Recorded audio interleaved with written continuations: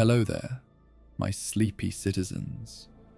Tonight, we journey into the shadowed streets of Gotham City, where mysteries lurk and the Dark Knight stands vigilant against the forces of chaos. We bring you tales of Batman, uncovering different sides of the man behind the mask.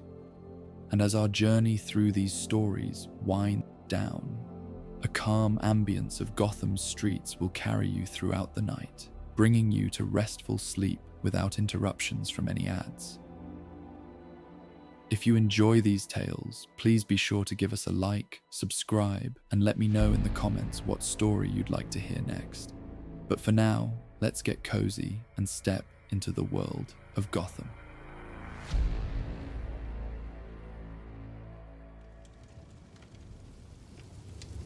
Rain had been falling on Gotham for 6 days straight, turning the city's streets into rivers and its forgotten places into something far more dangerous.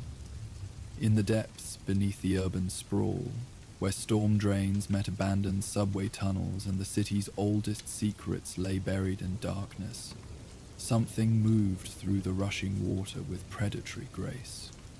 Batman stood at the entrance to Storm Drain 7, watching torrents of runoff cascade into the black mouth of Gotham's underground. The rainfall showed no signs of stopping, thick, steady drops that drummed against his cowl and turned the world into a symphony of water against stone, metal, and earth. Down in those tunnels, the sound would be amplified 100-fold, creating an acoustic maze where every footstep, every breath, every heartbeat could mean the difference between hunter and hunted. "Master Bruce," Alfred's voice came through his cowl, calm and measured despite the late hour. "I've finished cross-referencing the disappearances with the rainfall data. The pattern is quite clear. Each incident occurred during heavy precipitation, always near storm drain access points. 5 missing persons in 6 days. All taken during the height of thunderstorms, when the city's emergency services were stretched thin and ordinary citizens huddled indoors. The police reports were maddeningly vague. Witnesses spoke of glimpses in the rain, of massive shapes moving through floodwater, of sounds that might have been screams carried away by thunder. Any word from Oracle on the city's tunnel systems? Batman asked, his enhanced vision scanning the storm drain's entrance for signs of recent passage. "She's compiled a comprehensive map of all accessible routes beneath this sector," Alfred replied. "However, the original blueprints date back nearly a century. There have been modifications over the decades, unauthorized expansions that don't appear in any official documentation." Batman understood. Gotham's underground had always been a refuge for those who couldn't or wouldn't live in the light above. Over the years, the homeless, the desperate, and the forgotten had carved out spaces in abandoned sections of subway tunnel, forgotten maintenance corridors, and the gaps between official infrastructure. It was a hidden city beneath the city, and now something was hunting through its flooded passages. The rain intensified as he descended into the storm drain, his boots finding purchase on algae-slicked concrete. The tunnel was larger than it appeared from above, a relic of Gotham's early expansion, when city planners had built for a future they couldn't quite imagine. Water rushed past his ankles, carrying debris from the storm above. Leaves, paper, fragments of the surface world swept into the depths. "Temperatures dropping down there," Alfred observed, monitoring Batman's vital signs. "The water's moving faster than expected. All that rainfall has to go somewhere." The tunnel branched ahead, splitting into 3 directions like the fork of some underground river. Batman paused, letting his cowl's enhanced audio systems filter the sounds around him. Beyond the constant rush of water, there were other noises. The groan of old metal under pressure, the distant echo of something large moving through confined spaces. And underneath it all, a rhythmic scraping that might have been claws against stone.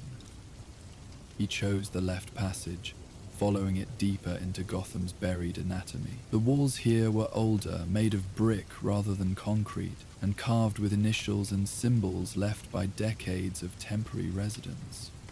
His cowl's analysis revealed multiple chemical signatures in the water, runoff from the city above, but also organic traces that spoke of long habitation in these tunnels. Alfred, what do we know about Wayland Jones before his transformation? There was a pause as Alfred accessed the files they'd compiled over the years, born with a rare skin condition that gave him a scaled reptilian appearance. Abandoned by his mother, raised in foster care until he aged out of the system, worked briefly as a wrestler under the name Killer Croc. That's where the moniker originated. Several arrests for assault, but nothing that suggested the extremes he would later reach. Batman waded through knee-deep water, his movements careful and deliberate. The transformation from Wayland Jones to Killer Croc hadn't happened overnight. It was a gradual descent from man to something else, driven by rejection, isolation, and eventually genetic mutation that had turned his skin condition into something far more severe. There was someone who tried to help him, Alfred continued, a social worker named Dr. Sarah Chen. She worked with him for several months, trying to find him stable housing and employment. Her reports make for sobering reading. She genuinely believed he could be helped, right up until... Until what? Until he disappeared into these very tunnels after his last arrest. That was 3 years ago. Dr. Chen filed missing person reports, tried to organize search parties.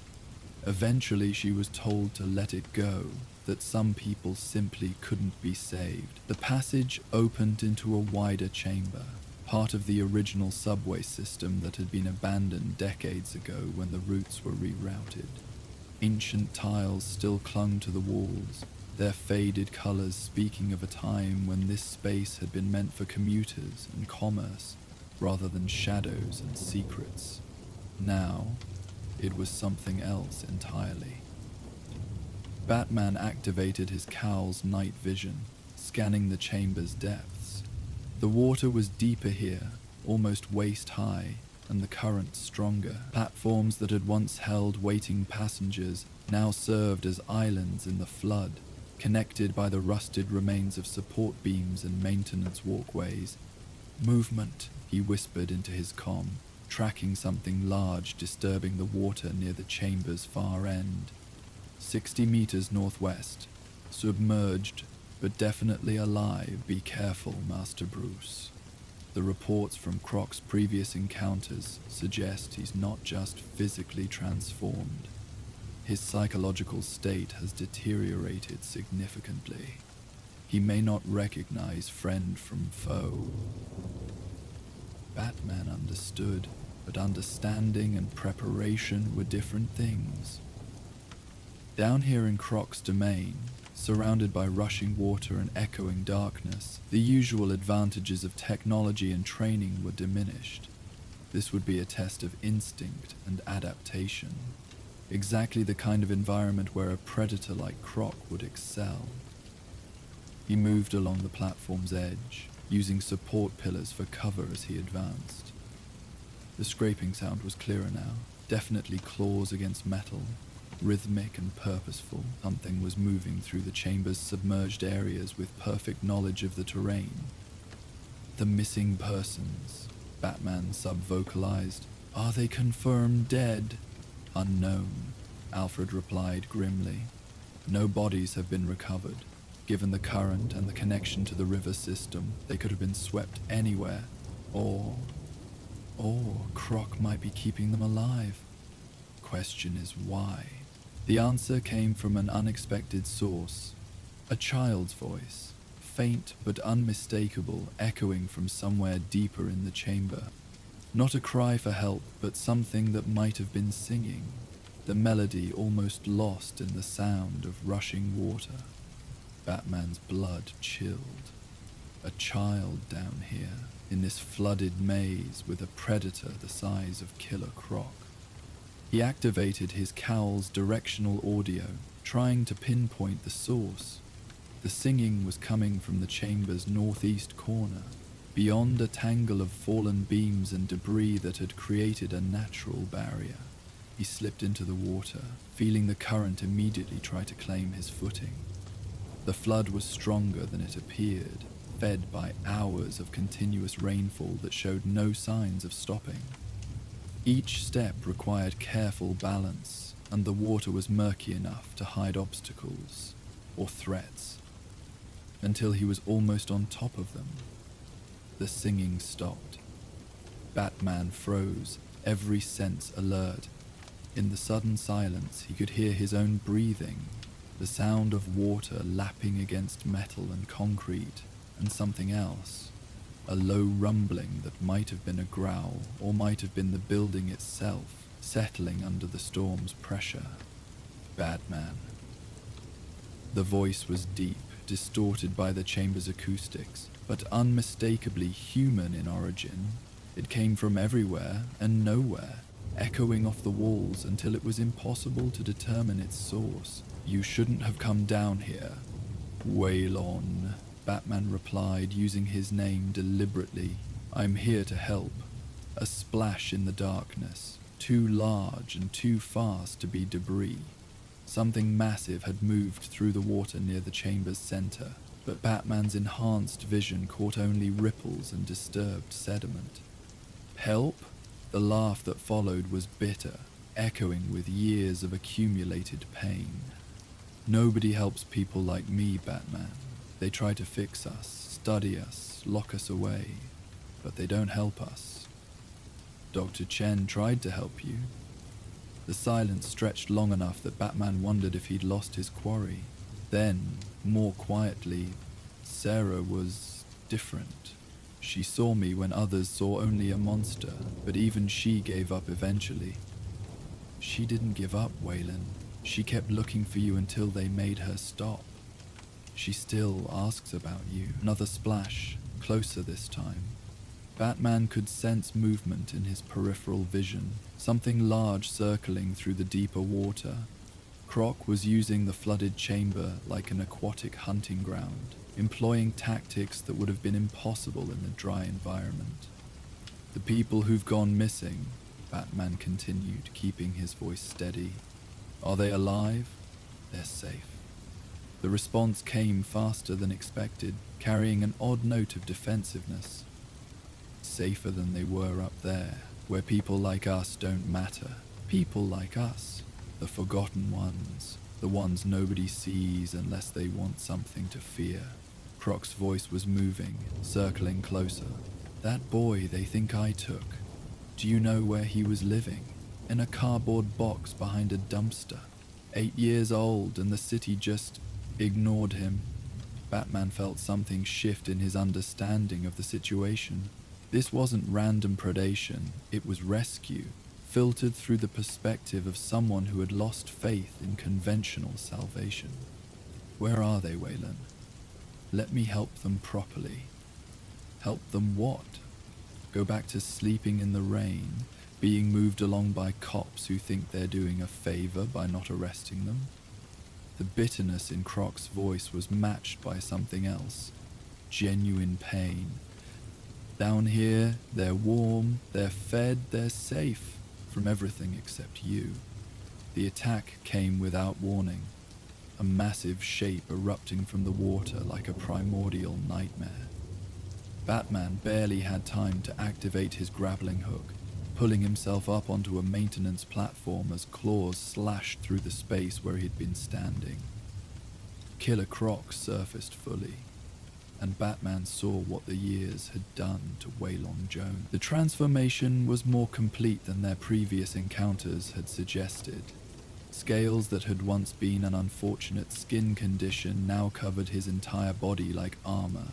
His jaw had elongated into something genuinely reptilian, and his size had increased to the point where he moved through the chest-deep water as if it were a shallow puddle. "They're not afraid of me," Croc said, his voice carrying across the water with surprising gentleness. "Children see truth more clearly than adults. That boy you're so worried about, he asked me to teach him to swim." Batman studied the creature before him, seeing past the physical transformation to something more complex. "You're not just hiding them, you're taking care of them. Someone has to." Croc moved closer, but his posture wasn't entirely aggressive. "The city throws people away, Batman. Especially the young ones, the different ones, the ones who don't fit the mold. Down here, being different isn't a curse."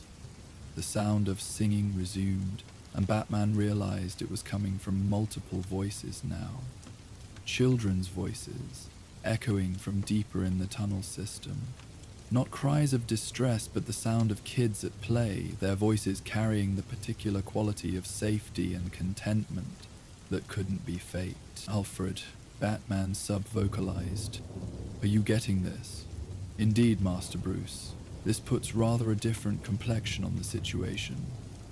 Batman lowered his stance slightly, trying to appear less threatening. "Waylon, I believe you're trying to protect them, but keeping them down here isn't a solution. It's just another form of hiding. And what's the alternative?" Croc's tail lashed through the water, a sign of agitation. "Send them back to the system that failed them before? Hope this time will be different. Work with people who can actually help. Dr. Chin, for instance. She never stopped caring about what happened to you." Croc went very still. Sarah's still. Still fighting for people the system overlooks. Still believing that everyone deserves a chance. Batman took a careful step closer. She'd want to help these children too. But they need proper medical care, education, legal protection. Things you can't provide down here. The water around Croc rippled as he shifted, internal conflict playing across his reptilian features. "They trust me. When everyone else saw monsters, they saw someone who understood what it felt like to be cast out. And that matters," Batman assured him. "But trust isn't enough. They need more than just safety. They need futures." A smaller voice piped up from the chamber's depths. "Waylon? Is that Batman? The real Batman?" Croc's expression softened in a way that seemed impossible given his transformation. "Yeah, kid. It's him." A small figure emerged from behind a fallen beam. A boy, perhaps 8 years old, as Croc had said, wearing clothes that were clearly too large but clean and carefully maintained. He looked at Batman with the kind of wide-eyed wonder that cut straight to the heart. "Are you gonna take us away from Waylon?" the boy asked, moving to stand beside Croc with complete trust. Batman knelt, bringing himself to the child's eye level. "What's your name?" "Tommy." "Waylon says it's okay to use real names down here, 'cause we're family now." "Tommy," Batman repeated, seeing in the boy's face an echo of every orphaned, abandoned child he'd ever encountered. "Waylon's been taking good care of you, hasn't he?" "Saved me," Tommy said simply. "I was really cold and really hungry, and he found me and brought me somewhere warm. He teaches us stuff too, how to read the water sounds, how to tell when storms are coming, how to catch fish with our hands." More children appeared, 3 others ranging in age from perhaps 6 to 12, all showing the same combination of trust in Croc and curiosity about Batman. They moved like they belonged in this flooded world, comfortable with the water and the darkness in ways that spoke of careful teaching and genuine affection. "You see," Croc's voice carried a note of pride mixed with defensiveness, "they're not prisoners. They're family." Batman looked at the small group, understanding finally clicking into place. This wasn't about predation or madness. It was about someone who had been cast out finding others in the same situation and trying to create the family none of them had ever truly had. "Waylon," he said carefully, "I can see how much you care about them, but they need more than what you can provide down here. Medical care, education, legal documentation that proves they exist in the system. Without those things, they'll always be vulnerable." "The system failed them before," Croc replied, but with less vehemence than earlier. "Then we worked to fix the system. Dr. Chen has been fighting those battles for years. She knows how to navigate the bureaucracy, how to find foster families who actually care, how to ensure children don't just disappear into institutional care." One of the older children, a girl with prematurely serious eyes, spoke up. "What if they try to separate us? Wayland says family should stay together." "Family should stay together," Batman agreed. "And Dr. Chen understands that. She's helped place sibling groups before, found families who can take multiple children, or at least keep them in contact with each other." Croc moved closer, his massive form somehow non-threatening despite its intimidating appearance. "And what about me? What happens to the monster who kidnapped these children?" "That depends," Batman said honestly. "Are you willing to work with Dr. Shen to make sure these children get what they need? Are you willing to be part of a solution instead of just an alternative to the problem?" The silence stretched while Croc considered. Around them, the storm continued its relentless assault on the city above. But down in the flooded chamber, something like hope was beginning to take shape. "I want to see her again," Croc said finally. "Sarah, I want to know she's really still fighting for people like us." "She is," Batman assured him. "And she's gotten better at it over the years. More connections, more resources, more ways to help people who fall through the cracks." Tommy tugged at Croc's arm. "Will we still be able to visit you, Waylon, even if we go live with regular families?" The question seemed to pierce something deep in Croc's heart. I don't know, kid. Regular families might not understand about people like me." "Then we'll find families who do understand," Batman said.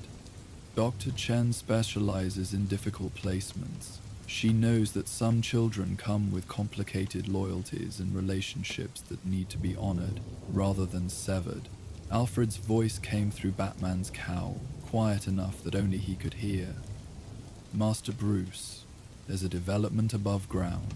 Dr. Chen has been calling the GCPD repeatedly, demanding they resume the search for these missing children. She seems to have marshaled quite a coalition of social workers and child advocates." Batman smiled slightly.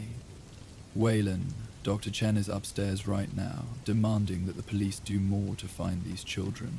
She never gave up on any of you." Croc's reptilian features couldn't properly convey human emotion, but his posture spoke volumes. Years of isolation and bitterness seemed to war with something that might have been hope.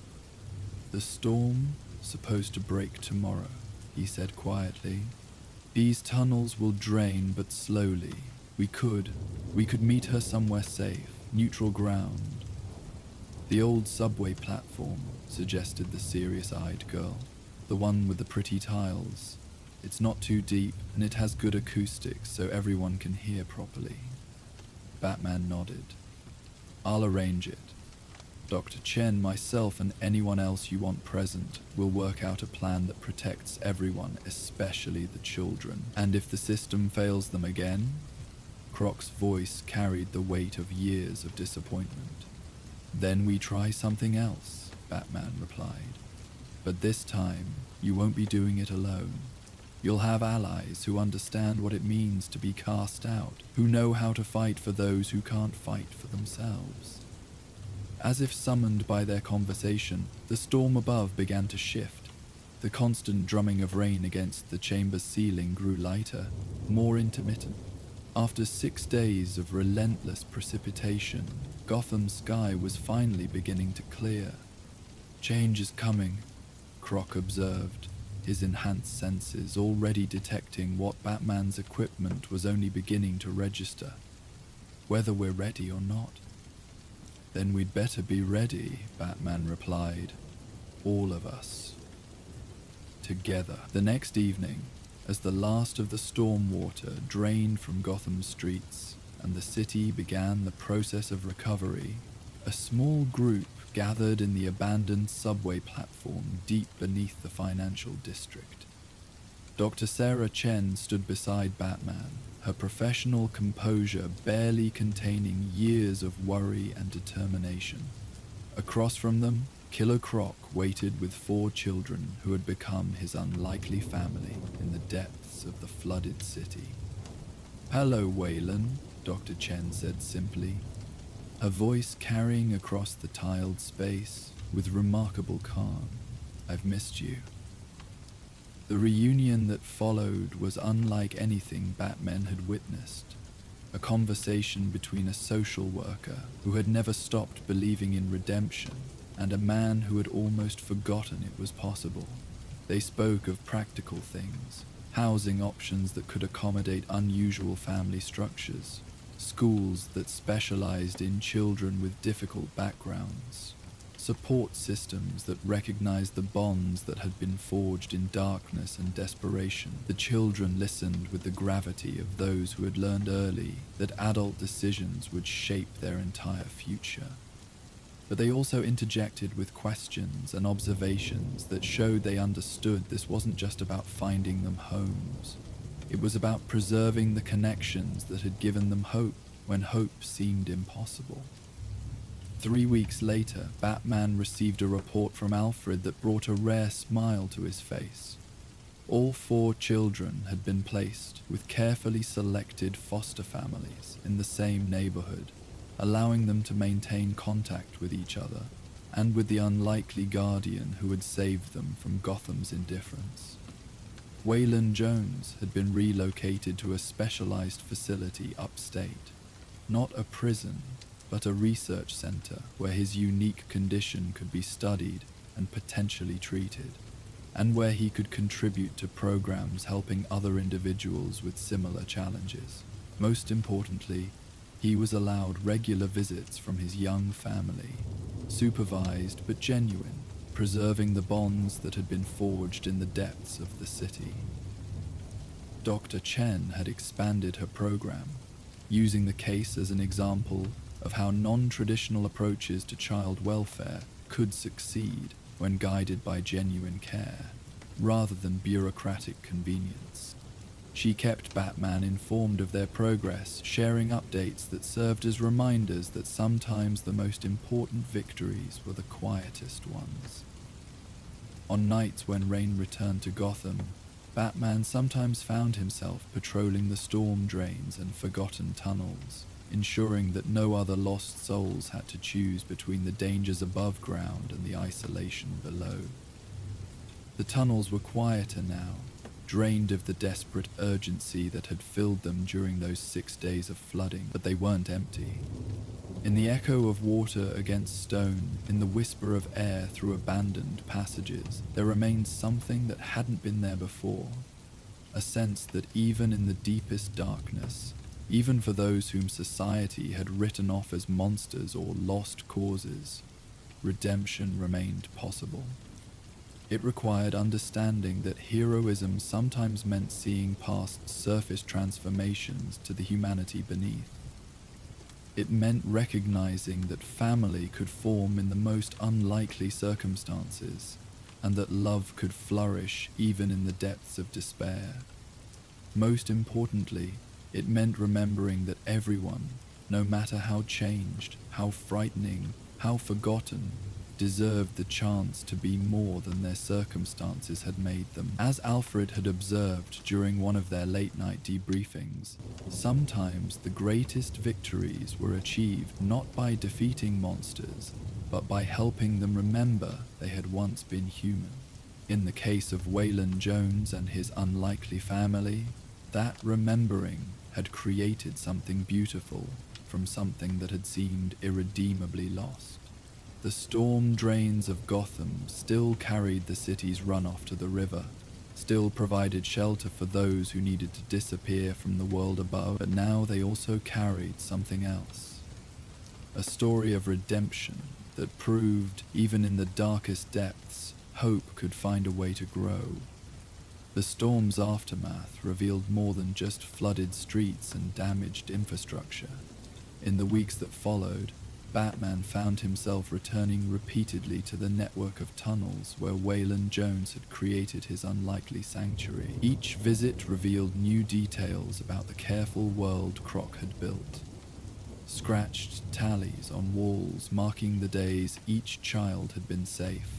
Improvised furniture crafted from salvaged materials, even crude drawings the children had made depicting their life underground. Alfred accompanied him on one such expedition, his practiced eye taking in the evidence of genuine care that filled the abandoned spaces. "Remarkable," he murmured, examining a carefully constructed sleeping area where blankets had been arranged to provide both warmth and privacy. It may have transformed physically, but his capacity for nurturing remained entirely human. "More than human," Batman replied, studying a section of wall where Croc had carved simple lessons for the children. Basic math, letters of the alphabet, even moral guidelines about kindness and protecting those smaller than yourself. He gave them structure, education, emotional support, everything the system failed to provide. The discovery that resonated most deeply was a journal, written in Croc's careful handwriting and hidden in a waterproof container. Its pages chronicled not just the practical aspects of caring for displaced children, but his own internal struggle with what he had become and what he hoped to remain. Day 43, one entry read, "Tommy had nightmares again, the kind where he's back on the streets, cold and alone." I held him until he stopped shaking, told him stories about brave kids who found families in unexpected places. Sometimes I wonder if I'm lying to him, if I'm just another kind of abandonment waiting to happen. But then he smiles at me like I'm not a monster, and I remember why I have to try. Dr. Chen wept when Batman shared excerpts from the journal with her, recognizing in Croc's words the same dedication she'd witnessed during their brief time working together years earlier. "He always had that capacity," she explained to Batman during one of their progress meetings. "Even when society saw only his appearance, he possessed an instinctive understanding of trauma and healing. I should have fought harder to keep him in the system." "You couldn't have known what would happen," Batman assured her. "But you can help now. Your program is expanding because of what we learned from his methods." Indeed, Dr. Chen's approach to child welfare had been revolutionized by studying Croc's techniques. His emphasis on creating family structures rather than simply providing services. His understanding that safety meant more than just physical protection. His recognition that some children needed to heal from rejection before they could accept conventional help. All of these insights were being incorporated into new protocols that were already showing remarkable success rates. The specialized facility where Waylon had been relocated was unlike any institution Batman had encountered. Rather than focusing solely on containment or treatment, it recognized that his transformation, while tragic, had also granted him unique insights into survival, adaptation, and the psychology of outcasts. His knowledge was being used to develop new approaches to helping individuals with extreme physical differences integrate into society. The facility itself had been designed with Croc's input, acknowledging that traditional institutional architecture often reinforced feelings of isolation and otherness. Wide corridors accommodated his size without making him feel constrained, while common areas included both aquatic and terrestrial spaces that honored his dual nature. Natural lighting supplemented artificial illumination, and the sound of flowing water throughout the building created an environment that felt organic rather than clinical. Dr. Maria Santos, the facility's director, had become an unexpected ally in Batman's expanding understanding of rehabilitation versus punishment. Waylon arrived here expecting to be treated as a specimen, she explained during one of Batman's visits. Instead, we asked him to be a teacher. The transformation in his self-perception has been remarkable. Croc's contributions to the facility's programs extended far beyond his personal case.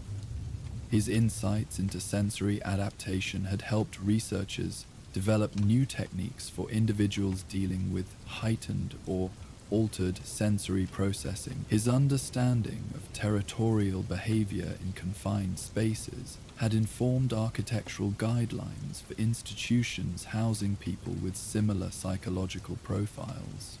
Most significantly, his experience maintaining emotional connections despite physical isolation had become the foundation for new therapeutic approaches. The children were his anchors, Dr. Santos noted, reviewing behavioral assessments that tracked Croc's progress. Even in his most transformed state, his protective instincts toward them kept his humanity accessible.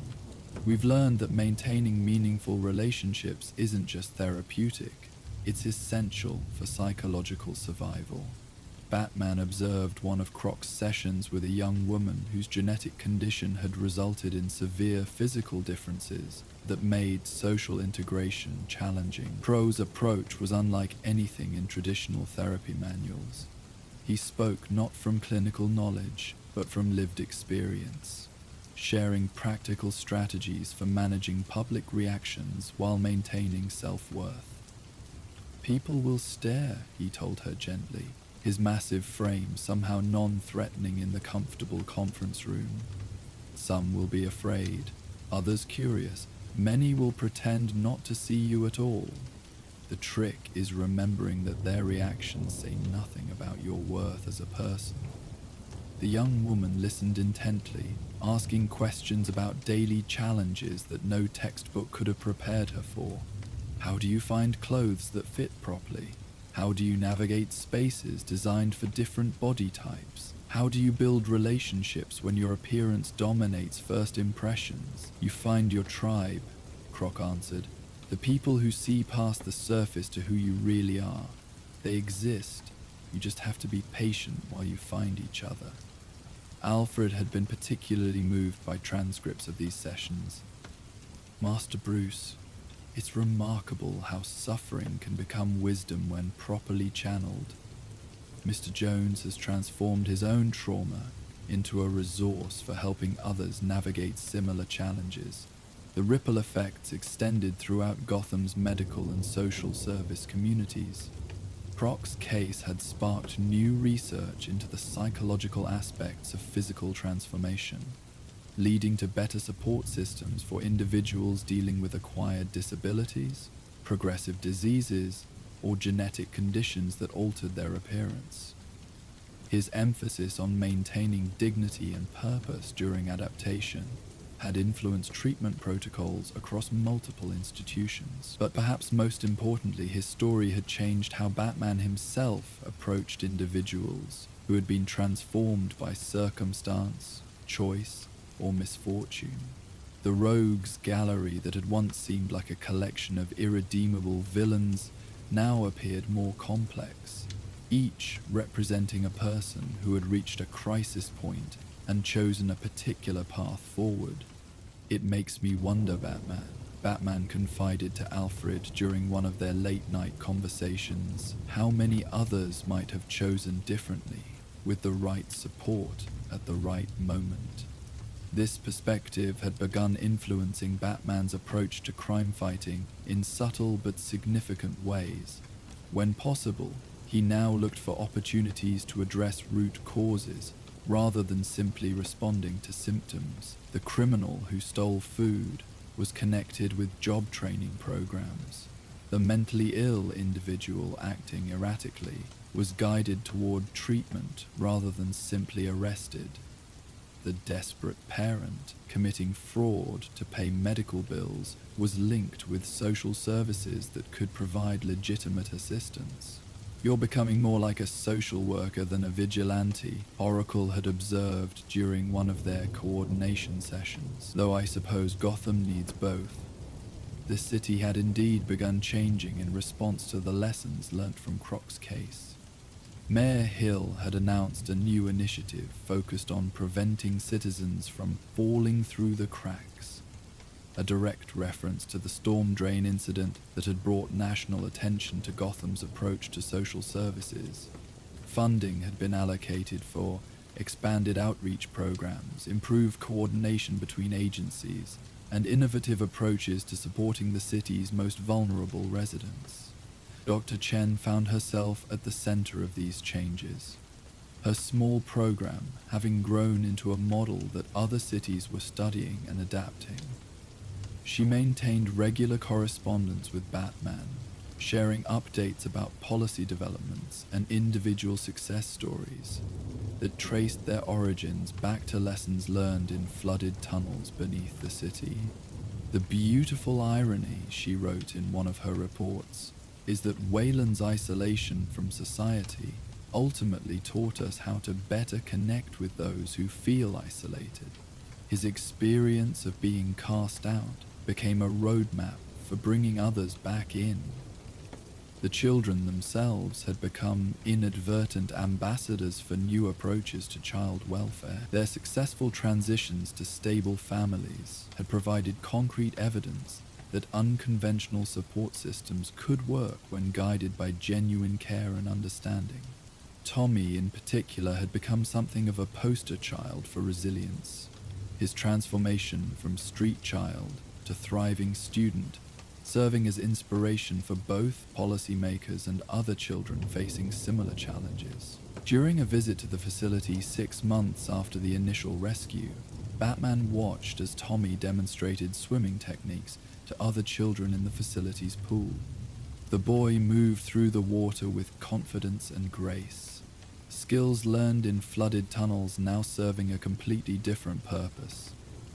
"Wayland taught me that being different isn't the same as being broken," Tommy explained to the younger children, his words carrying wisdom far beyond his years. "Sometimes the things that make you different are actually the things that make you strong." Croc watched from the pool's edge, his massive form somehow conveying paternal pride despite his reptilian features. The scene challenged every assumption about monsters and victims, predators and protectors, showing how easily such categories could become meaningless when viewed through the lens of genuine love and care. Dr. Santos had documented similar moments throughout Croc's residency, building a case study that was revolutionizing understanding of rehabilitation and recovery. Traditional approaches often focus on returning individuals to their previous state, she explained to a conference of fellow researchers. But what if the goal instead was helping them become the best version of who they are now? What if transformation could be embraced rather than simply managed? The facility had become a pilgrimage site of sorts for professionals working with individuals dealing with extreme physical or psychological changes. Croc's willingness to share his experience had made him an unlikely expert in adaptation and resilience. His insights sought by therapists, social workers, and medical professionals from around the world.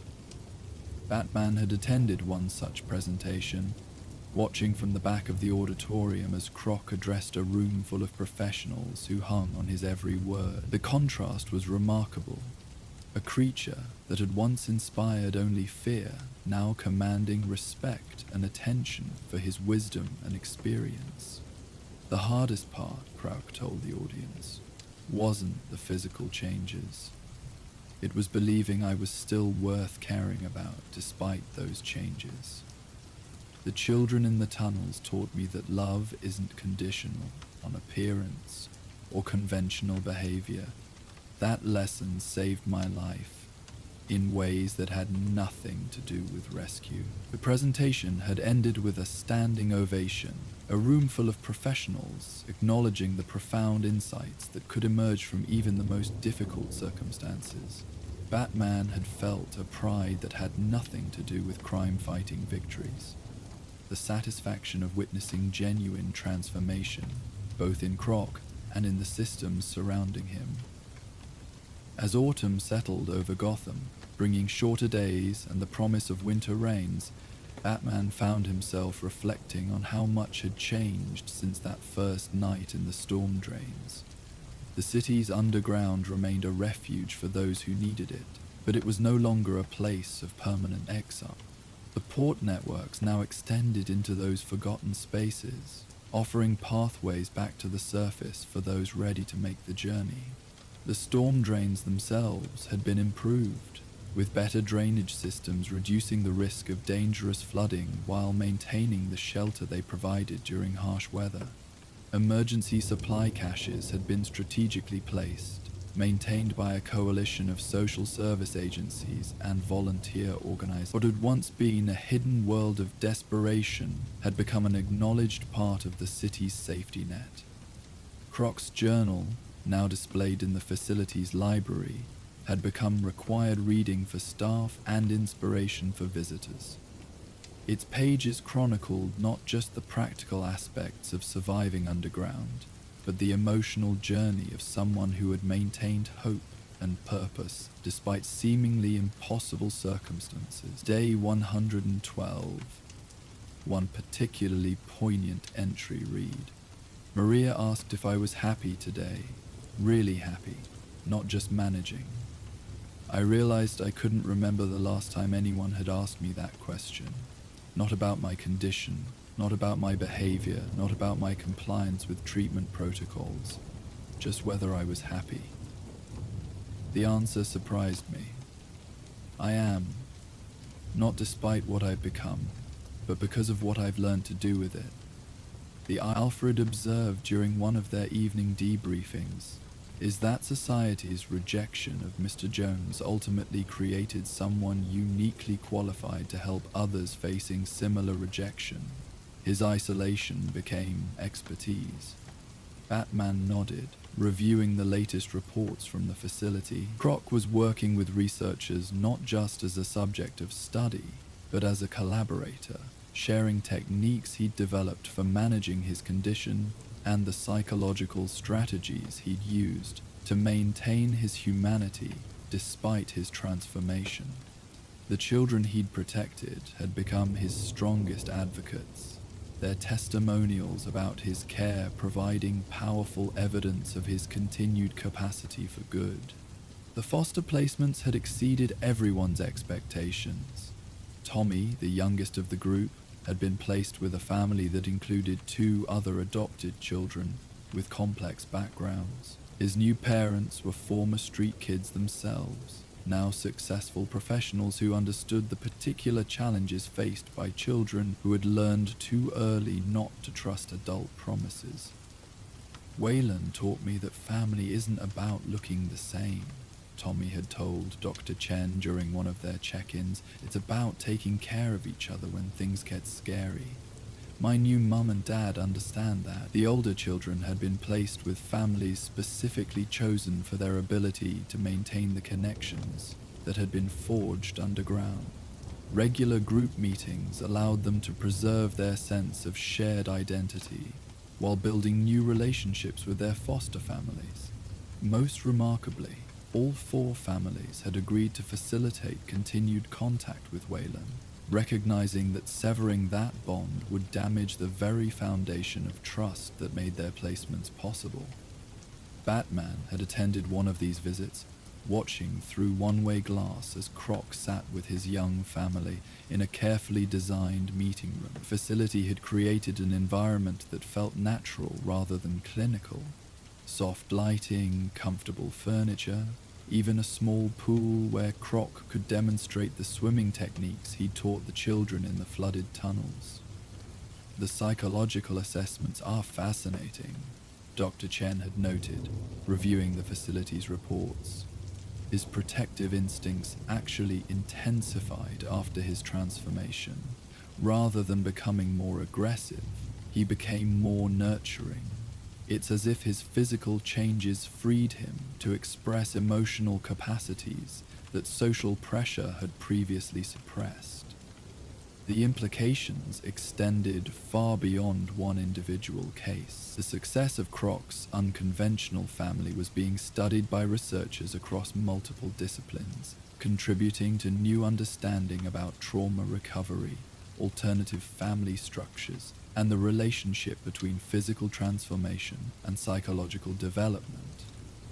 But perhaps the most significant change was occurring in Gotham itself. The storm that had brought Croc's story to light had also revealed the extent to which the city's most vulnerable residents were being overlooked by conventional support systems. Dr. Chen's expanded program was just one of several new initiatives designed to address the gaps that had allowed children like Tommy to fall through the cracks. Batman found himself working more closely with social services than ever before, using his unique position to identify situations where traditional approaches might fail and alternative solutions might succeed. The network of informants and allies he'd built over years of crime fighting proved invaluable for identifying at-risk individuals before they reached the point of desperation that had characterized Croc's charges. "It's a different kind of detective work," Alfred observed, watching Batman review case files that had nothing to do with conventional crime. But perhaps no less important than catching costumed villains, the Batcave itself had been modified to accommodate this expanded mission. New computers tracked social services data alongside criminal activity patterns, looking for correlations that might indicate systemic failures or opportunities for intervention. The same technology that helped Batman anticipate the Joker's next move was now being used to predict which children might be at risk of disappearing into Gotham's forgotten spaces. On quiet nights, when the city's criminal element seemed temporarily subdued, Batman would patrol the storm drains and abandoned tunnels that had once housed Croc's family. The spaces were different now, not empty, but no longer desperate. Occasional homeless individuals still sought shelter there, but they were connected to support networks that Croc's story had helped create. Social workers made regular rounds, offering services rather than eviction notices. The tunnels had become way stations rather than final destinations. Sometimes, in the echo of water against stone, Batman could still hear the ghost of children's laughter that had once filled these spaces. It served as a reminder that even in Gotham's darkest corners, hope could take root and flourish in the most unlikely circumstances.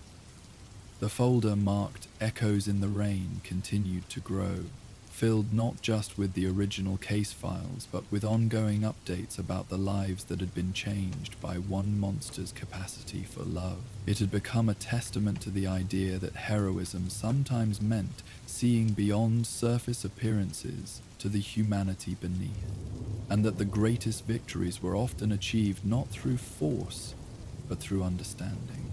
And in the Batcave, filed away among reports of more conventional victories, was a folder marked Echoes in the Rain, a reminder that sometimes the most important battles were fought not with fists or gadgets, but with understanding, patience, and the willingness to see monsters as people who had simply lost their way home. The success of Waylon Jones's rehabilitation had taught Batman that even the most seemingly lost souls could find their way back to the light with proper understanding and support.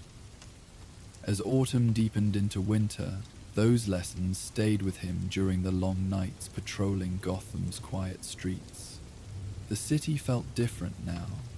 Not completely transformed, but touched by the possibility that redemption could emerge from the darkest places. It was during one of these contemplative patrols that Batman first noticed the lanterns.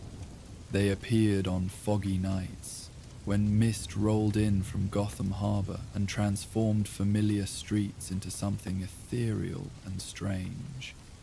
Soft points of light would flicker in the distance, visible through the haze like stars fallen to earth. At first, he dismissed them as ordinary streetlights diffused by the weather, but their pattern was wrong. Too random, too purposeful. moving through areas where no conventional lighting existed. The fog itself had become a regular visitor to Gotham as the seasons changed, bringing with it a hushed quality that muffled sound and softened the harsh edges of the urban landscape. On these nights, the city seemed to exist in a gentler world, where shadows held mysteries rather than threats, and even the darkest corners could hide unexpected beauty. Alfred had begun tracking the weather patterns, noting how the combination of temperature differentials and harbor winds created these ethereal conditions. Quite remarkable, really, he observed as Batman prepared for another fog-shrouded patrol. The meteorological conditions that create such atmospheric beauty are the same ones that make the city feel haunted, for lack of a better word. It was an apt description. On foggy nights, Gotham felt like a city where the past and present might overlap, where memories could take physical form and walk the streets alongside the living. The lanterns seemed to embody this quality, light that appeared to guide travelers through a landscape that existed somewhere between reality and dream. Batman found himself drawn to follow these mysterious illuminations, curious about their source and purpose. They led him through parts of the city he rarely visited during normal patrols: quiet residential neighborhoods, abandoned industrial areas, forgotten parks where fog pooled like silver lakes among the trees. Each lantern seemed positioned with deliberate care, creating pathways through the mist that felt both random and inevitable. The fog that brought these lights also seemed to bring memories. As Batman moved through the transformed cityscape, he found himself thinking of cases long closed, of people he'd encountered whose stories had ended in shadow rather than resolution. The mist had a way of making the past feel present, of bringing half-forgotten faces back into focus with startling clarity. And sometimes, when the fog was thickest and the lanterns glowed most brightly, he thought he glimpsed something moving through the haze, a figure that walked the same paths he did, but with different purpose, following lights that led toward destinations he couldn't yet understand. The first notes drifted through Gotham's fog-shrouded streets like whispers from a forgotten dream. Piano music, tinny and distorted through ancient speakers, echoed off brick walls and broken windows in the city's most desolate quarter. Batman paused on a fire escape, his cape stirring in the humid night air as he listened to the haunting melody that seemed to emerge from the shadows themselves. The tune was familiar, yet wrong. A classical piece played with deliberate imperfections, notes bent and twisted until the beauty became something unsettling. Through his cowl's audio filters, Batman analyzed the broadcast's origin, tracking the signal as it bounced between abandoned buildings like a ghost seeking rest. "Oracle, are you picking up this transmission?" He sub-vocalized into his comm system. "Already on it," Barbara's voice came back, tinged with curiosity. "The signal's jumping between multiple relay points. Very sophisticated setup. But there's something else, Batman. The music, it's not random. There's a pattern hidden in the variations." Batman dropped silently to street level, moving through the maze of narrow alleys where the music seemed strongest. The melody stopped abruptly, replaced by silence so complete it felt oppressive. Then came the voice, gravelly, threatening, unmistakably familiar despite the electronic distortion. Well, if it ain't the Bat sniffing around where he don't belong.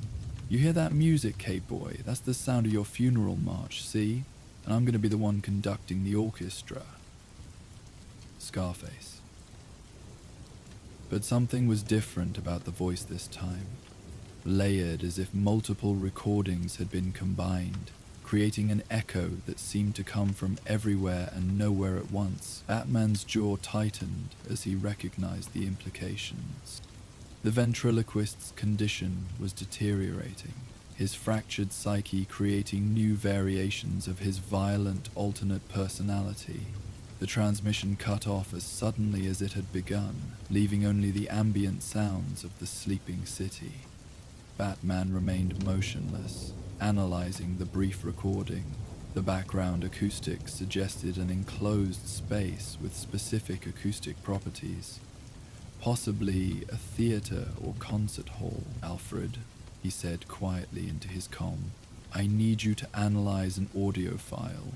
It might be related to the ventriloquist case.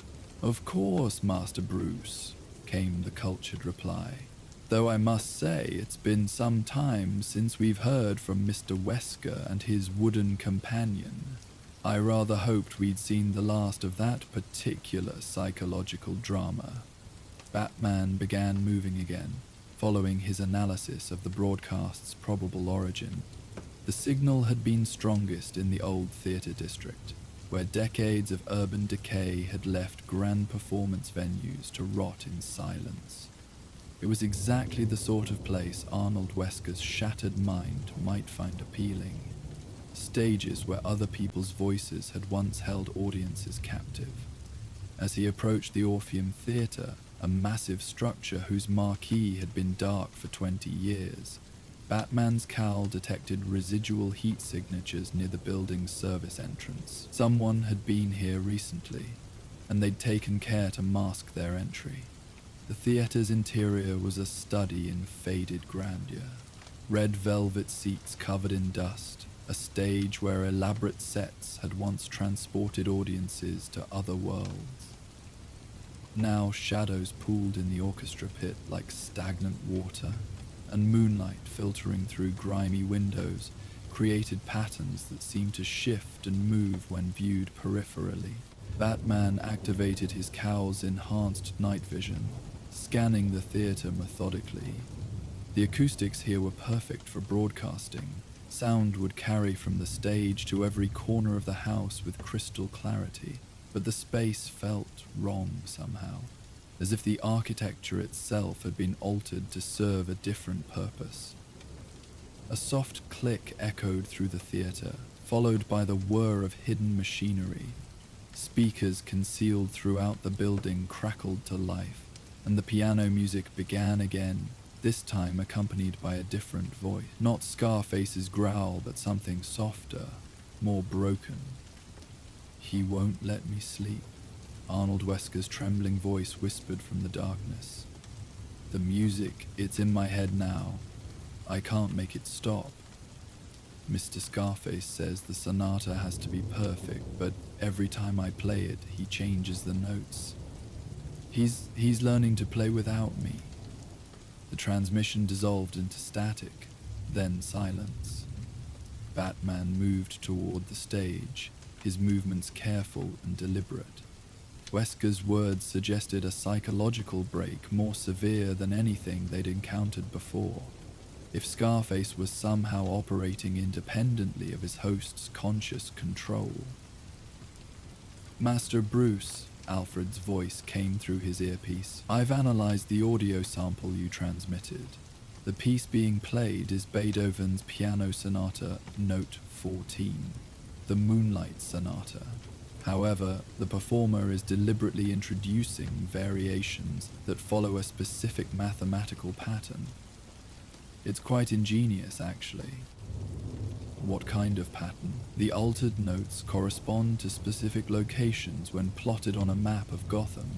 I believe Mr. Scarface is using the music to encode geographic coordinates.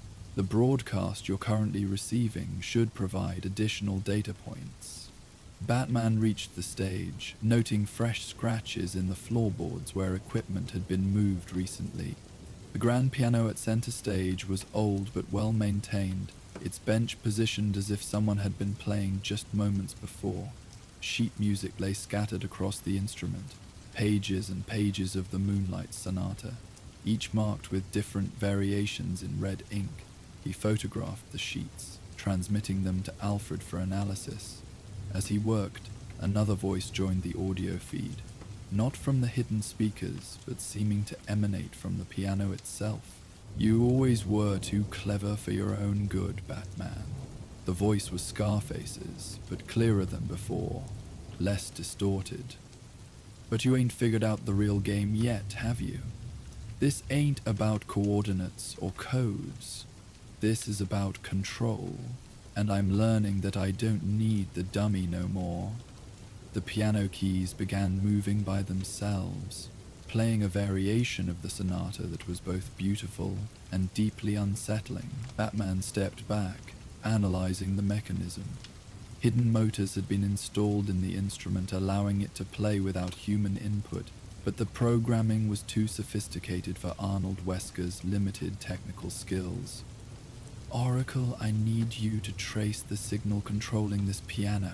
Someone's operating it remotely. Working on it.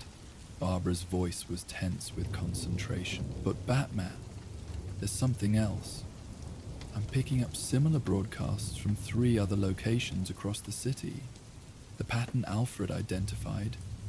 It's expanding. Batman continued his examination of the theater, finding more evidence of recent occupation. Food containers in the dressing rooms, bedding that smelled of fear and unwashed clothing.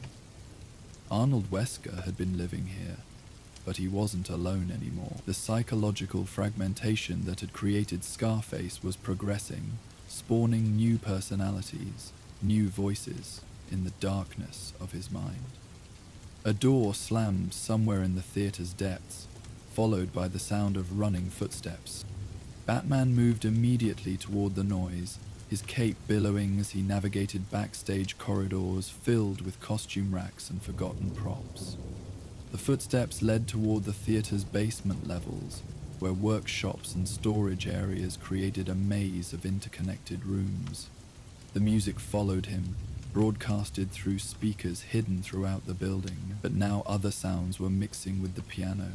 Scratching noises like fingernails on wood, and whispered conversations in voices that seemed to multiply as he listened. "He's here," one voice said. "He's here," another agreed. "He's here," a third confirmed, until the phrase became a chorus of identical whispers, all emanating from speakers placed too high to reach, too well hidden to locate easily. Batman found Wesker in a basement room that had been converted into a workshop. The man sat hunched over a workbench, his hands moving with manic precision as he carved new wooden figures.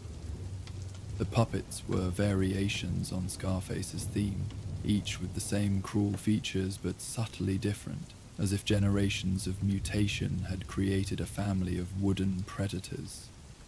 "Mr. Wesker," Batman said softly, keeping his voice calm and non-threatening. "Arnold, you don't have to do this." The man's hands stopped moving, but he didn't turn around. "You don't understand," he whispered. "They're not just voices anymore. They're thinking, planning. They made me build the speakers, made me learn about electronics and broadcasting. They want to reach other people, Batman. They want to find new homes." The implications were chilling. If Wesker's condition was somehow becoming contagious, if the psychological virus of Scarface could spread through audio transmission. "We can help you," Batman said, moving closer carefully. "There are treatments, medications that can—" "No!"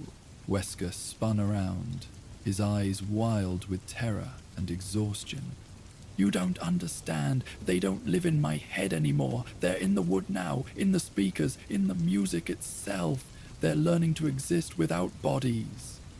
As if summoned by his words, the carved figures on the workbench began to move, not through hidden mechanisms this time, but through some force that defied rational explanation.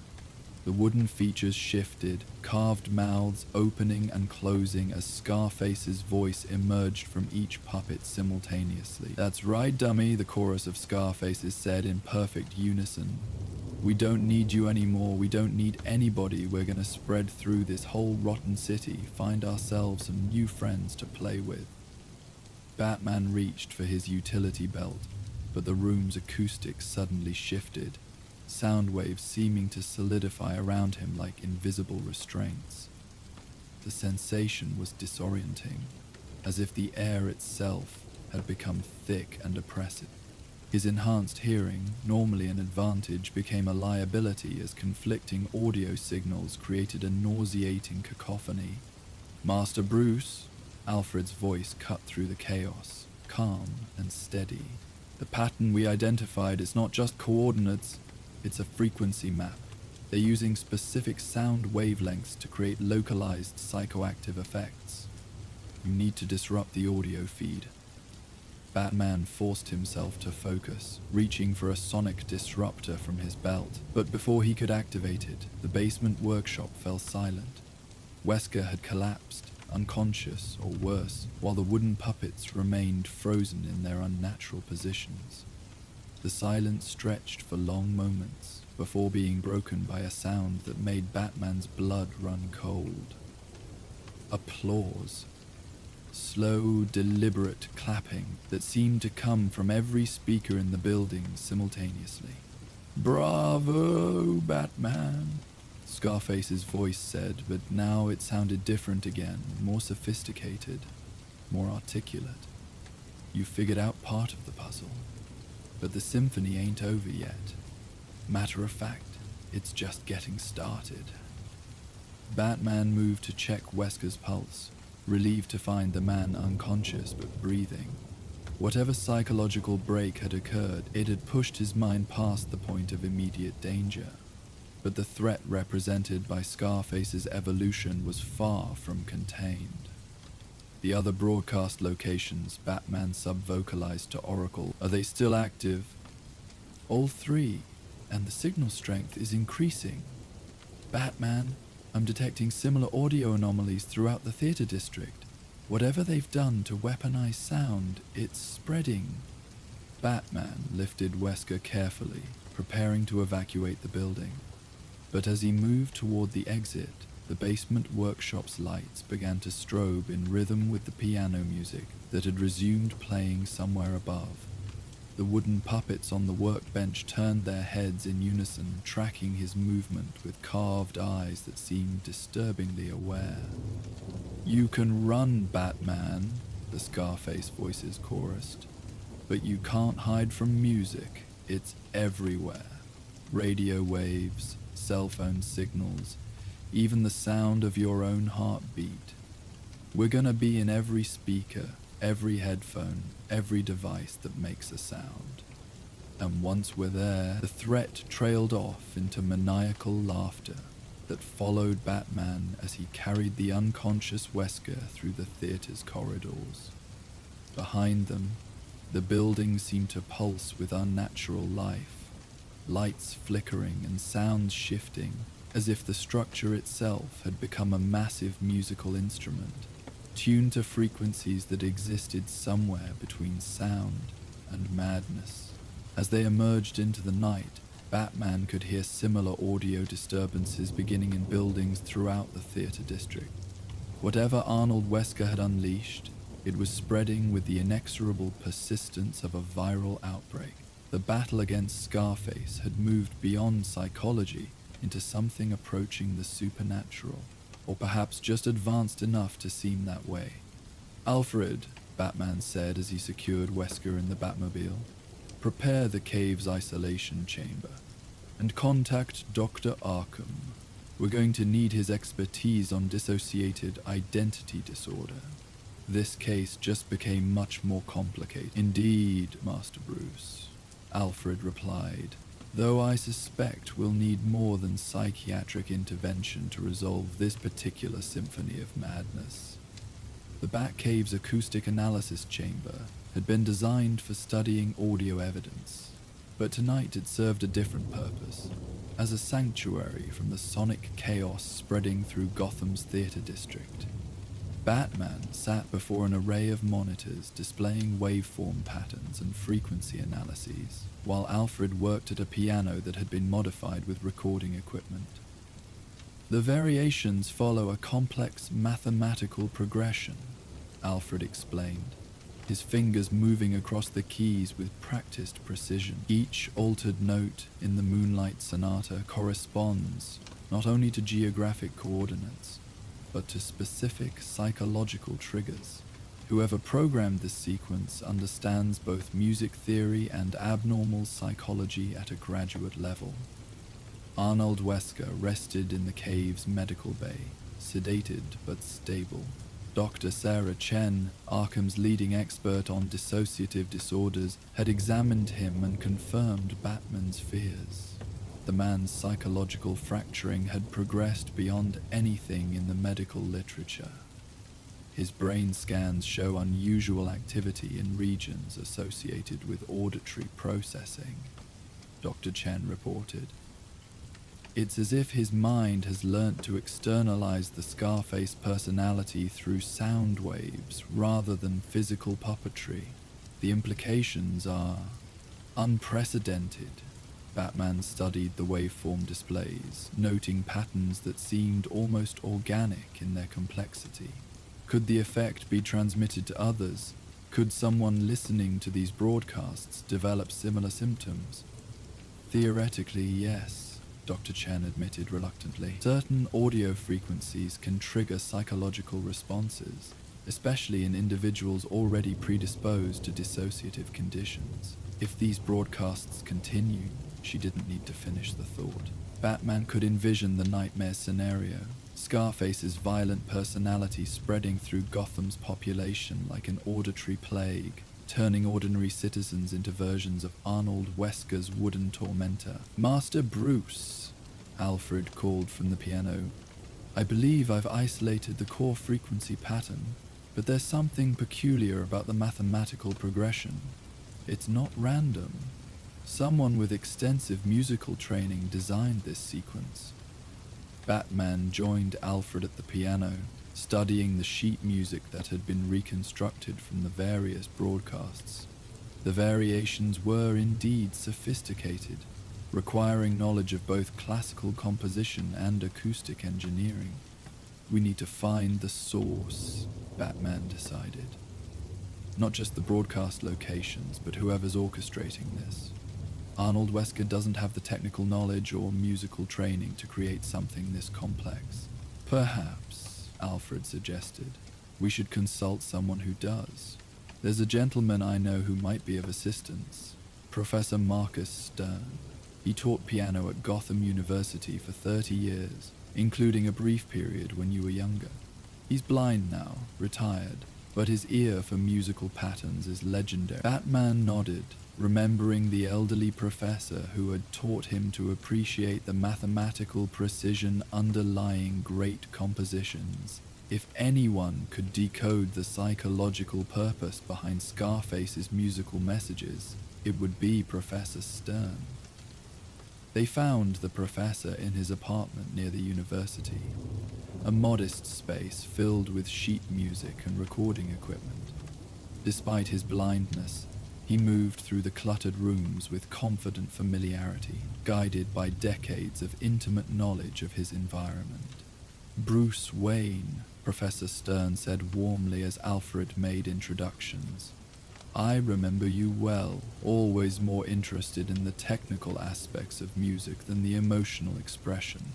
How appropriate that you should come to me with a problem involving both." Batman played the reconstructed audio files, watching as the professor's expression grew increasingly troubled. The old man's fingers moved unconsciously, as if playing an invisible piano while he listened to the corrupted sonata. "Disturbing," Professor Stern murmured when the recordings ended. "The underlying composition is brilliant. Whoever created these variations understands Beethoven's work intimately, but the psychological manipulation is crude, almost primitive. It's as if someone with considerable musical education is being forced to serve a much less sophisticated intelligence." "Forced?" Batman leaned forward, intrigued by the professor's word choice. "The mathematical progressions are too elegant for random corruption," Professor Stern explained. "Someone is deliberately encoding messages within the musical structure. But the content of those messages, the psychological triggers, the emotional manipulation, that comes from a much darker source. Alfred exchanged glances with Batman. Master Bruce, perhaps we should consider the possibility that Arnold Wesker isn't working alone. What if someone else is exploiting his condition? Before Batman could respond, the professor's radio crackled to life, filling the apartment with the familiar, distorted piano music. But this broadcast was different, clearer, more complex, with layers of sound that seemed to exist in three-dimensional space. "Ah, Professor," Scarface's voice emerged from the speakers. "I was wondering when you'd stick your nose into my business. You always were too smart for your own good, teaching kids to think they understood music just because they could play the notes." Professor Stern went pale, but remained composed. "I know that voice," he whispered. "Not from the puppet, from years ago. A student of mine, brilliant but unstable. He was obsessed with the idea that music could control human behavior directly." "What was his name?" Batman demanded. But before the professor could answer, the apartment's lights began to flicker in rhythm with the broadcast. Books fell from shelves and windows rattled as if the building itself were responding to the audio frequencies. "Edmund Dorrance," Professor Stern said, raising his voice above the chaos, "who was expelled from the university after he was caught conducting unauthorized experiments on other students. He believed he could use specific musical patterns to induce psychological states. Fear, rage, even temporary psychosis. The name triggered Batman's memory. Edmund Dorrance, a graduate student in experimental psychology who had disappeared from Gotham 5 years ago after being investigated for unethical research practices. If he had somehow connected with Arnold Wesker, used the man's psychological fragmentation as a testing ground for his theories. "We need to find Dorrance," Batman said. But the apartment's audio system was now broadcasting on multiple frequencies simultaneously, creating a cacophony that made conversation nearly impossible. Professor Stern moved to his piano, placing his hands on the keys with deliberate precision. "Sometimes," he said calmly, "the only way to fight music is with music." He began to play, not the corrupted Moonlight Sonata, but Bach's Goldberg variations, each note precise and mathematical in its perfection. The effect was immediate. The chaotic frequencies from the radio began to stabilize, as if Professor Stern's performance was providing a harmonic foundation that restored order to the auditory chaos. The lights stopped flickering, and the rattling windows grew quiet. "Counter-harmony," Alfred breathed in admiration. "Brilliant." But their respite was brief. Scarface's voice returned, now filled with rage rather than mock civility. "You think you're clever, old man? You think your pretty little back can stop what I've become? I don't need Wesker anymore. I don't need bodies or puppets or any of your flesh and blood limitations. I'm music now. Pure sound, pure will." The radio exploded in a shower of sparks, but the voice continued, now seeming to emerge from every electronic device in the apartment. Cell phones, television, even the professor's digital clock, all became conduits for Scarface's increasingly unhinged monologue. "Edmund Dorrance may have given me the tools," the voice continued, "but I'm the one with the vision. I'm gonna turn this whole city into my orchestra, with every citizen dancing to my tune." Batman activated his Cowl's communication system, trying to reach Oracle but found only static. The audio interference was spreading, disrupting electronic communications throughout the area. Whatever Dorrance had created, it was evolving beyond his control, or perhaps beyond anyone's control. Professor Stern continued playing Bach, his performance becoming more complex as he fought to maintain harmonic stability against the chaotic frequencies surrounding them. Sweat beaded on his forehead, but his fingers never faltered, each note placed with mathematical precision. "Master Bruce," Alfred said urgently, "the broadcasts are intensifying. If Professor Stern can't maintain the counter-harmony..." Batman was already moving, analyzing the apartment's layout and the placement of electronic devices. If Scarface was using the city's communication infrastructure to spread his influence, then the solution might be surprisingly simple. Cut the power. He found the apartment building's electrical panel in the basement, using his utility belt tools to systematically disable power to the surrounding blocks.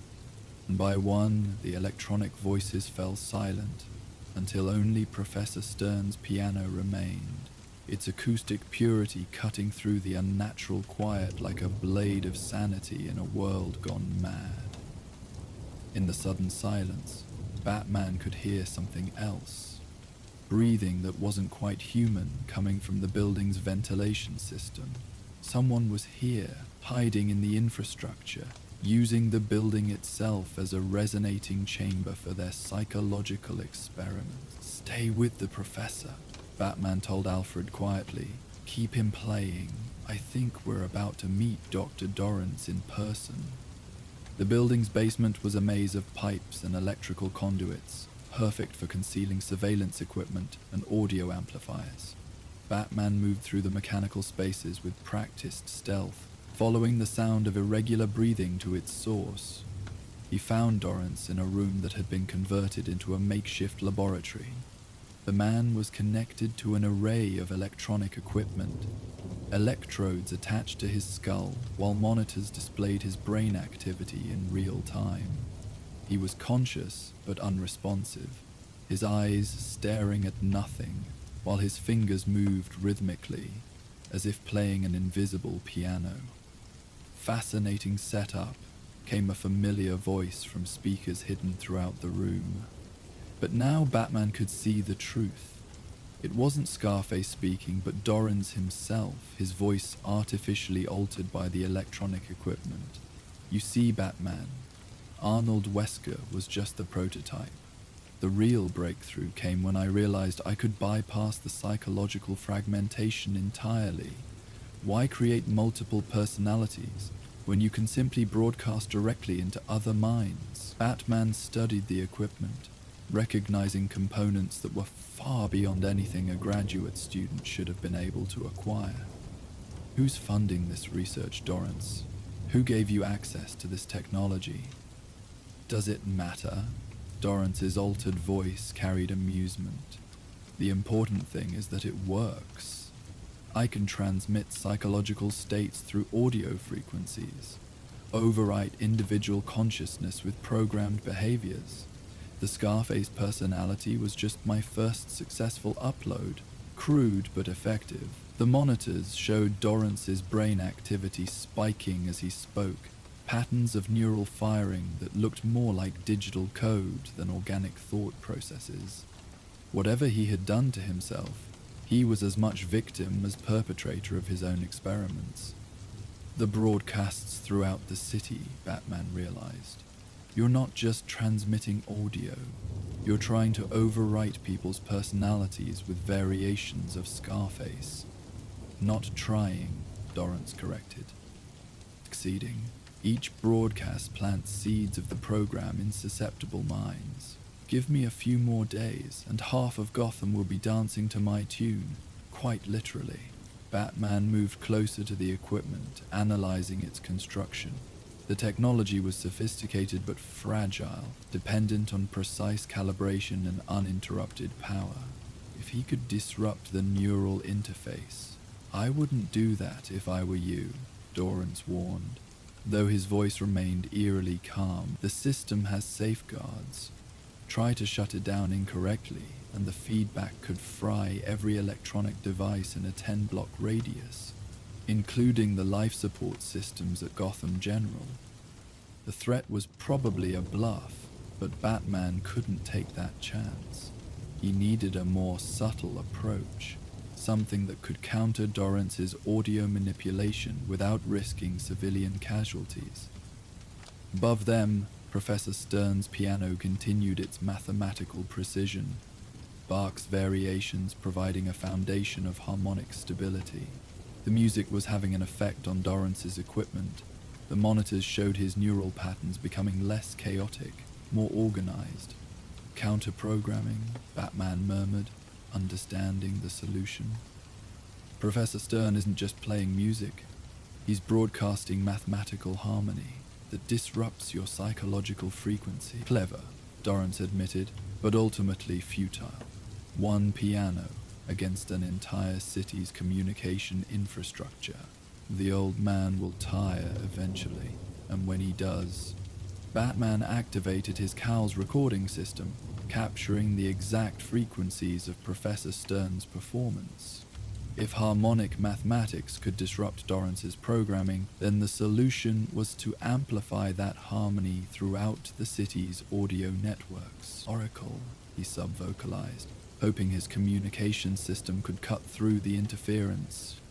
Are you receiving this audio file? Static answered him, but then Barbara's voice came through, faint but clear. Batman, the interference is incredible, but I'm getting fragments of your transmission. Is that back? Goldberg variations, Batman confirmed. I need you to broadcast this through every speaker system in the city. Emergency channels, radio stations, public address systems. Use the same relay network Dorrance is exploiting, but flood it with harmonic counter-programming. Already on it, Oracle replied. But Batman, the power requirements are enormous.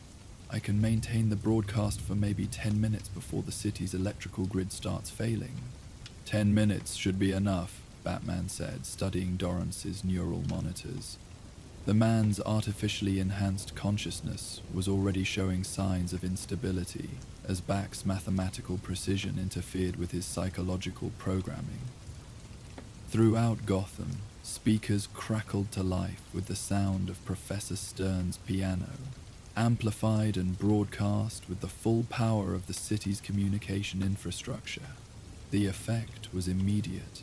Wherever Scarface's corrupted audio had taken root, Bach's harmonic mathematics provided an antidote, washing away psychological contamination with pure mathematical beauty. In the basement laboratory, Dorrance's equipment began smoking as conflicting audio frequencies created feedback loops that overwhelmed the delicate electronics. The monitors showed his neural patterns fragmenting, artificial consciousness dissolving back into mere human awareness. No, Dorrance whispered, his voice no longer altered by electronic processing. Years of work, the perfect synthesis of psychology and technology. He slumped forward, unconscious, as the neural interface finally shut down completely. Batman checked the man's vital signs, relieved to find him stable despite the neural trauma.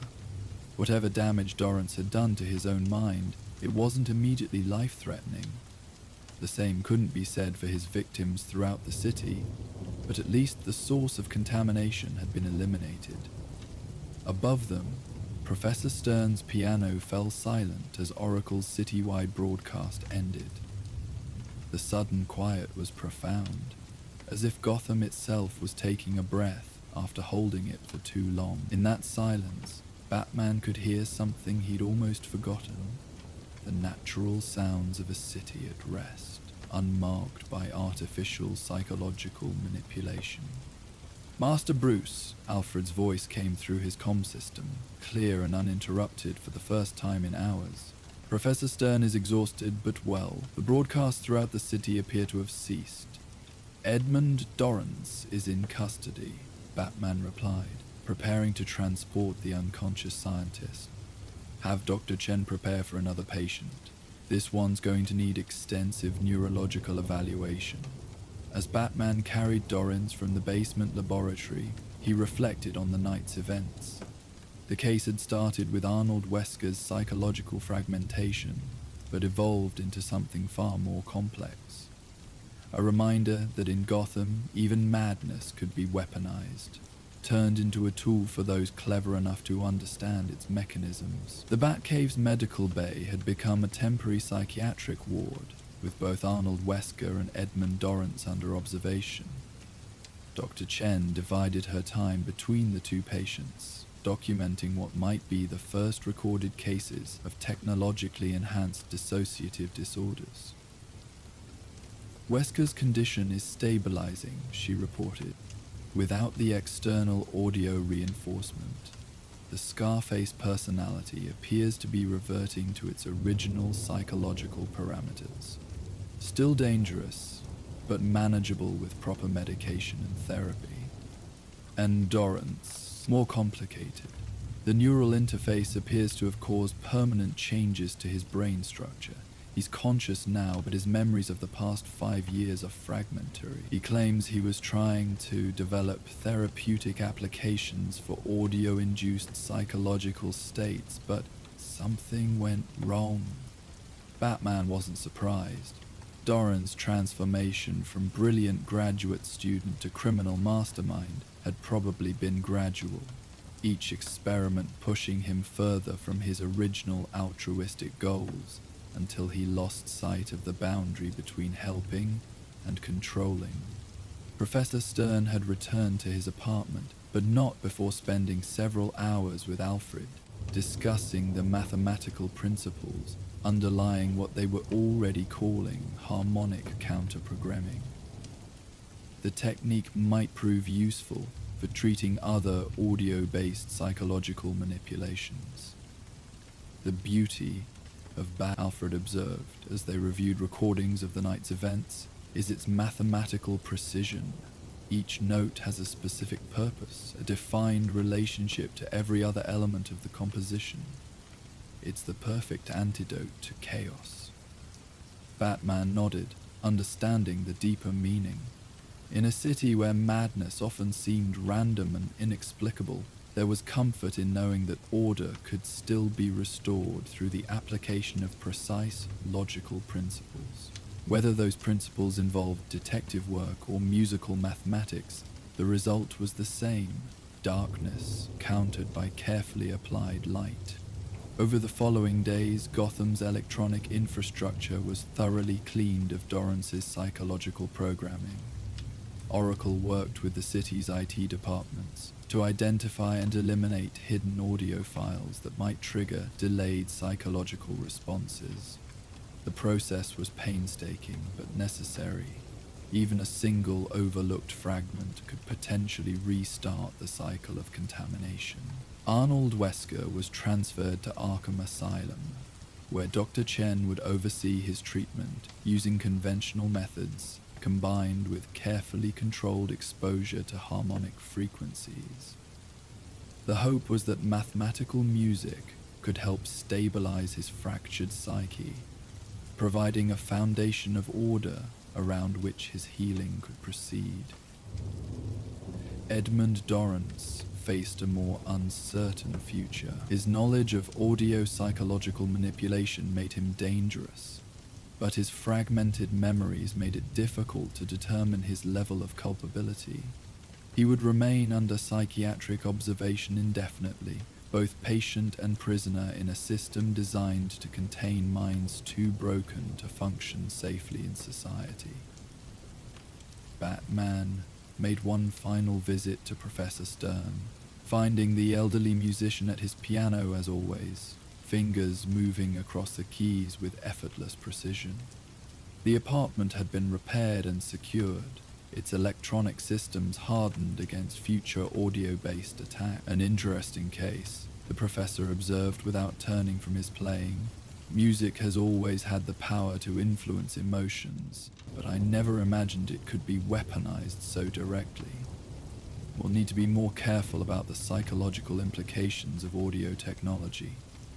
There will be new safeguards, Batman assured him. Oracle is working with the FCC and other agencies to develop detection systems for hostile audio programming. What happened here won't happen again. Perhaps not in the same way, Professor Stern agreed. But human nature remains constant, Bruce. There will always be those who seek to control others, whether through violence, manipulation, or more subtle means. The important thing is to remember that order and chaos are both choices. and mathematics gives us the tools to choose wisely. As Batman prepared to leave, the professor's playing shifted to a piece he recognized, Beethoven's Moonlight Sonata, but performed correctly this time, without the psychological corruptions that had plagued the city. The music was hauntingly beautiful, each note carrying the weight of centuries of human artistic achievement. "Music is memory," Professor Stern said softly. "Every time we play a piece, we're connected to everyone who played it before us, everyone who will play it after. That's the real power of harmony. Not control, but connection. The ability to share beauty across time and space, to remind each other that we're not alone in the darkness." Batman listened until the sonata ended, understanding that this too was part of his education in protecting Gotham. The city's threats weren't always obvious, weren't always violent. Sometimes they were subtle, working through the spaces between thoughts, the silence between notes. But for every weapon that could be created, there was also a defense. Mathematics against chaos, harmony against discord, human connection against isolation. The night was quiet as Batman returned to patrol, but it was a natural quiet now, free from artificial manipulation. In the distance, he could hear the normal sounds of a city at rest: traffic, conversation, the occasional laugh or sigh that marked human presence in the urban landscape. It was a symphony of sorts, chaotic but authentic, the real music of human community that no electronic programming could replicate or replace. Somewhere in the city, people were sleeping peacefully, their dreams unmarked by psychological contamination. That peace was fragile, requiring constant vigilance to maintain, but tonight at least, it was secure. The Twilight Sonata had played its final corrupted notes, and Gotham could rest in natural silence once again. In the Batcave, Alfred continued his analysis of harmonic mathematics, preparing for whatever audio-based threats might emerge in the future. The piano in the cave's music room stood ready, its keys capable of generating the precise mathematical frequencies needed to counter psychological manipulation. It was a weapon disguised as an instrument, beauty serving the cause of protection. Batman reflected on the night's lessons as he patrolled the quiet streets. Music was indeed memory, connection, the thread that bound human consciousness across time and space. But like any powerful force, it could be corrupted, twisted to serve darker purposes. The challenge was to preserve its beauty while defending against its potential for harm. A balance as delicate and precise as the mathematical relationships that governed harmonic progression. The case was closed, but its implications would resonate for years to come. In a city where madness was common and manipulation endemic, the discovery that consciousness itself could be remotely programmed represented a new category of threat, but it also revealed new possibilities for healing, new ways to restore order to minds fractured by trauma and violence. As dawn approached, Batman concluded his patrol, satisfied that Gotham's airwaves were clean and its citizens safe from psychological manipulation. The Twilight Sonata had ended not in chaos, but in resolution, its corrupted harmonies corrected by the application of mathematical precision and human wisdom. The city slept peacefully, its dreams unmarked by artificial nightmares, its consciousness free to follow the natural rhythms of rest and recovery. In the silence between sleeping and waking, Gotham found its own authentic music, the quiet symphony of human hearts beating in unison, creating harmony through the simple act of existing together in shared space and time. Morning would bring new challenges, new threats to the fragile peace that protected the city's soul. But for now, in the gentle space between night and day, all was quiet, all was well, and the music of human community played on in its eternal, imperfect, beautiful progression toward tomorrow. And so our tale of Gotham comes to an end. Let the gentle night embrace you as you drift toward peaceful dreams, knowing that somewhere in the darkness, the Dark Knight watches over his city. If you're not asleep yet, we will now play the ambience of Gotham City at night to help you fall asleep. And if you were just listening to our tales, we will see you next time. Good night and sleep well.